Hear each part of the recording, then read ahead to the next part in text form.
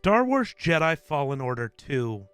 No, sorry. Star Wars Jedi Survivor was one of the most anticipated games of 2023. But after multiple delays and ample time to get overhyped, what did we get? Honestly, one of the best Star Wars stories told to date. Sure, it has its share of mistakes, as every EA-published game does.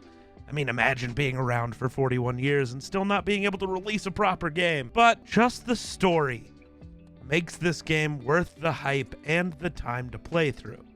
Looking past the bugs in gameplay, the frame drops even on console, and the non-functioning dodge button, the story and gameplay are much improved from the original Fallen Order. Now, this definitely is not a Fallen Order 2. Taking place 5 years after the end of Fallen Order, everything has changed. At the beginning of this game, Cal is running with an entirely new crew. The new crew is turning Cal in to an Imperial senator for bounty money. But in reality, they're there to steal Imperial logs of what the Empire has been doing, and all of this prompts Cal to realize his fighting isn't making a dent in the Empire's strength. During this opening sequence, we see how much Cal's skills have grown since the first game, becoming a fully formed Jedi Knight. Cal's new crew is also quite interesting, with the early parts of this game telling us some of the ways they met, some different missions they've done, and fleshing them out as real characters, as real people. While aboard the Senator's yacht, you're found by your old friend, the Ninth Sister, who, her and her army of Imperial stormtroopers slaughter all but 2 members of your new crew within the first 30 minutes of the game. This leads to a fight between Cal and the Ninth Sister, with Cal winning, but thinking he has lost everything again. When Cal finds the 2 remaining members of his crew, one of which is Bode, who is billed as Cal's best friend in this time, Cal seems relieved. As they fight their way off Coruscant, only Cal and Bode make it out alive. From here, we head to the second planet, which is Kobo. This is where the majority of the game takes place. Kobo is home to the Bedlam Raiders, who are using old Separatist droids as soldiers, as well as having a Lucre Hulk battle station as their base of operations. Kobo is an absolutely beautiful planet with cool new creatures and all of this cool old Separatist stuff that is a really awesome thing for anyone who loves the Clone Wars era of Star Wars. Here we meet the game's secondary, maybe tertiary antagonist. You'll find more about that out later. Ravis, who is a Jedi, a race of nomadic aliens who are virtually indestructible and live for thousands upon thousands of years. Ravis is the first canon Jedi in Star Wars, and this is the first real appearance of one since the original Clone Wars animated series in the early 2000s. Not the Clone Wars show we all think of, the non-canon early 2000s, almost anime-style Clone Wars. On Kobo, we also find our old friend Grease from the first game, who has set up a cantina on the Outer Rim planet. He is the reason we are on Kobo, as the Mantis, our ship, is having issues.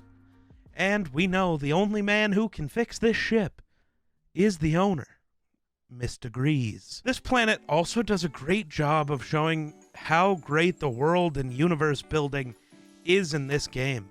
Every single side character and NPC on the planet feel real. Not just like real characters, but like real people. They never repeat the same lines of dialogue, and everything you hear them say actually feels real. I know, I've said that multiple times. But this is one of the most fleshed out worlds/universes I've ever seen in a video game. Huge props to Respawn for that. The planet of Kobo is also where we meet our main antagonist, maybe, in Dagan Gera, a High Republic Jedi who's been in a back-to-tank coma thing for hundreds of years. Dagan, back in the days of the High Republic, discovered a planet inside the nebula near Kobo that cannot be gotten to without a very specific map. This planet, Tanalorr, is where Cal wants to be able to hide the Jedi and Force-sensitive children and anyone else fleeing the Empire. Immediately upon being released from the back-to-tank, Dagan goes to the dark side. He bleeds his kyber crystal in front of Cal in minutes of being released. This leads to a fight that is, just like in Fallen Order, and it continues, some of the best lightsaber combat we've ever had in a video game. At the end of this fight, there is no winner or loser. Rayvis is there to save Dagan. Apparently, they're old friends. On this planet, we also get to fight Dagan a second time inside the Lucrehulk. This entire arc on the Lucrehulk battleship is so awesome, and it's very special, again, to me as someone who loves the Clone Wars era of Star Wars. This felt very much like that. Following all of that, we travel to Jeddah, which happens to be the first planet to get hit by the Death Star in Rogue One. On Jeddah, we meet up with Seer, Marin, and Master Eno Cordova, our friends from the first game, who are chilling with a cult called the Anchorites and trying to set up a new Jedi archive. This crew is also working with the Path, who we learned about in the Kenobi show, as a group that helps Force-sensitive children hide from the Empire.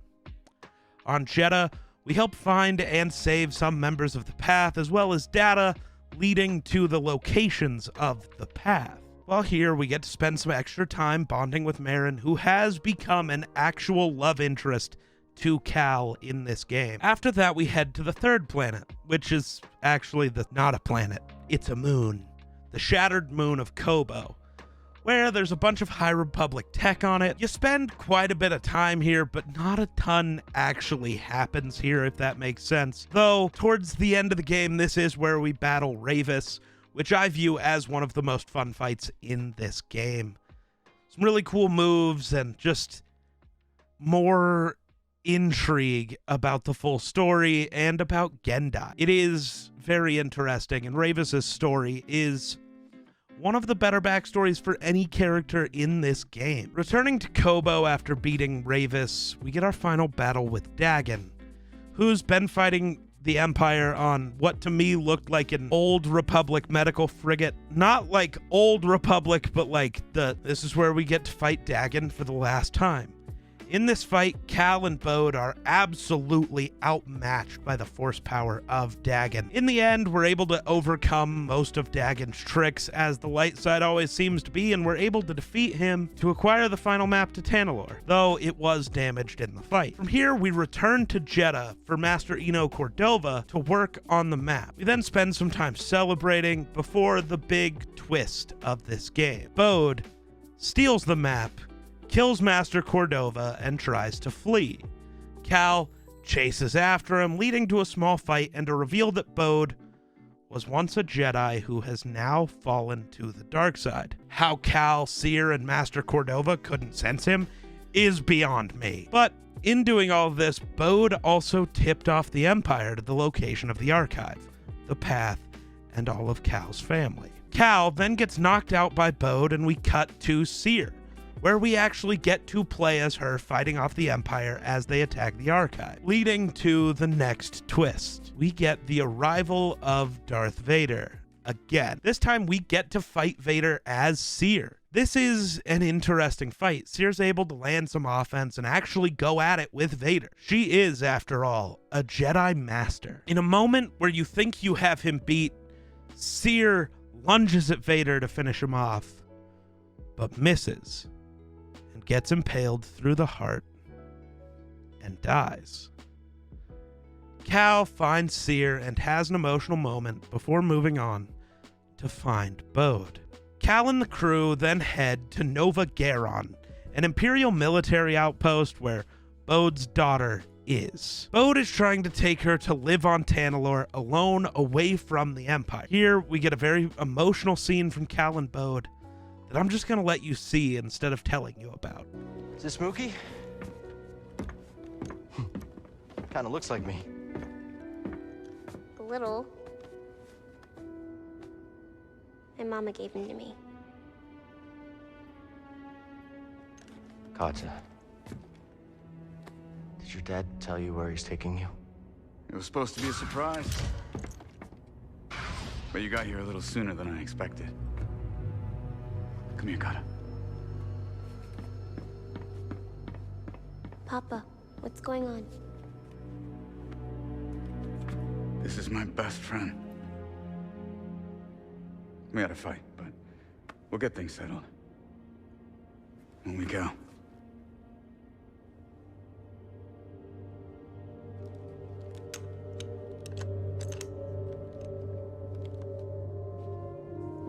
Found Mookie.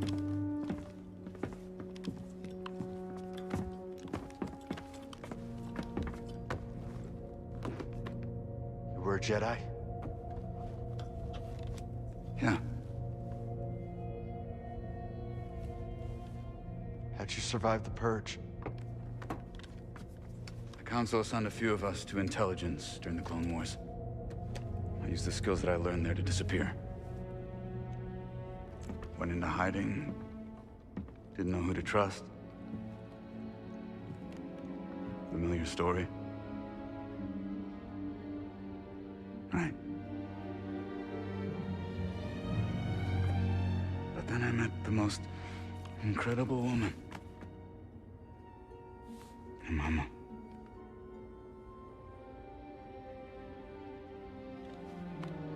One day, Kata and I were out running errands, and I got this message. Don't come home. Inquisitors. Looking for me.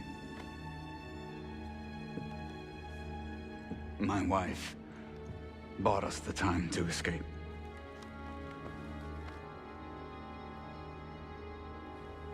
I knew I couldn't run forever, and so I cut a deal. Then Vik keeps us hidden, as long as Papa stays useful. You were lying to us from the very start.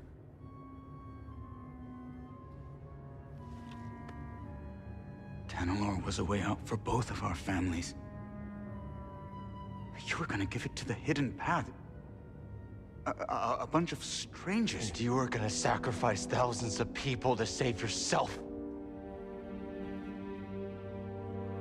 We're Monster Bode.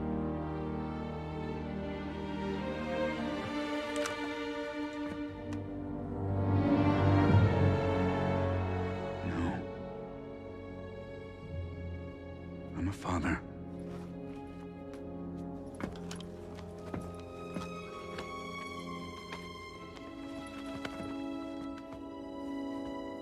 The first time I held her, I saw the entire galaxy in her eyes. You can't understand.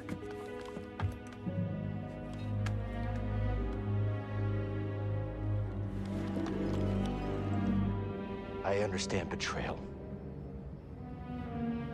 And that you lured me here to take down this base. Right? Well, fighting the Empire is what you do best.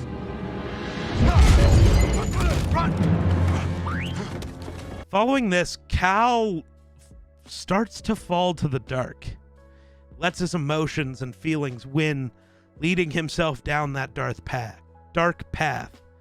Bode escapes. Cal and Merrin have to fight their way out and get confronted by an Imperial officer, where Cal almost goes full dark and murders him, but Merrin pulls him back and promises to always pull him back to the light in what is a very touching moment. Blasting off back to Kobo, we learn that another High Republic Jedi Master, Centauri Kree, who was a friend of Dagon's, had created another path to Tanalorr, using some odd High Republic tech. You then spend the next little bit of time activating the tech both on Kobo and the Shattered Moon. Then we blast off to Tanalorr to find Bode. Bode and his daughter are surprised to see us, as there was no map to get there. The daughter tells Cal and Merrin that she doesn't like it there. There are no people, and it's dark and cold. This is where we confront Bode for the final fight of the game. This fight is absolutely incredible. Just like all of the lightsaber duels in this game, they're some of the best, if not the best, in any Star Wars game ever made. This fight is very emotional, well choreographed, and as it seems like Bode has the upper hand, Cal leans into the darker side of himself again.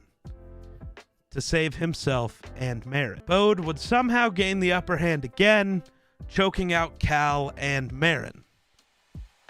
Cal, again, uses the dark, gets him to a point of defeat, and gives him a third chance in this fight to turn back to the light. To stay here with Cal and Merrin and his daughter and all the rest of the Jedi that will come. Bode won't do it. So Cal does what must be done and kills him. In this game alone, Cal loses his 2 Jedi Masters, his entire crew, and his best friend. Merrin, Cal, Grease, and Bode's daughter then have a funeral for Seer, Bode, and Master Cordova. This is a cool ending for Cal. Yes, he loses everything, but he gains Merrin as his new girly friend, as well as a new sense of purpose. He can help the Path and all of the Force sensitives in the galaxy hide from the Empire, and train them on how to use their ability. Cal can start trying to rebuild the Jedi Order, or a new order. He also can now make an impact against the Empire moving forward in a much more meaningful way. All in all, this is a really great story to play, despite some of the gameplay issues. I would definitely recommend playing this if you enjoy Star Wars, or if you just enjoy fun stories in a cool universe with actual fleshed out characters and a reason to explore. You don't even need to have played the first game in order to understand and enjoy this one. For me, this game is a solid 8 out of 10. It's worth a playthrough for everyone, Star Wars fan or not, and it is absolutely worth it. That's all I got. May the Force be with you. Always.